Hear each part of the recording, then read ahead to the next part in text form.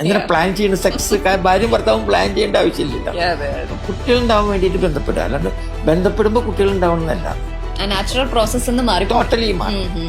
Actually that is a very big damage done to the young couple. ഇപ്പോഴത്തെ ഒരു ജനറേഷന്റെ problem എന്താ വെച്ചാല്, കല്യാണം കഴിച്ചു കഴിഞ്ഞാല് അവർക്ക് കുട്ടികൾ വേണ്ട. അപ്പൊ അവർ പറയുന്ന കഥകൾ എങ്ങനെയാന്ന് വെച്ചാല്, ഈ ആദ്യത്തെ 3-4 വർഷം റെഗുലറായിട്ട് they enjoy sex, they have a good sexual life എന്നാണ് അവർ പറയുന്നത്. പക്ഷെ that time they avoided pregnancy. Now they are very much comfortable in their life, other life style. Now we are trying for pregnancy എന്ന് പറയും. അപ്പൊ ഞാൻ ചോദിക്കും, what do you mean by try? അപ്പൊ അവർ ഉദ്ദേശിക്കുന്നത് എന്താണെന്ന് വെച്ചാൽ 14 ദിവസം കലണ്ടറിൽ കാലത്തൊട്ട് വർക്ക് ചെയ്തിട്ട് 14ാമത്തെ ദിവസം കാലത്ത് തന്നെ വൈകുന്നേരം ബന്ധപ്പെടുന്നുള്ളത് പ്രിപ്പയർ ചെയ്യണം, പ്ലാൻ ചെയ്യുന്നു.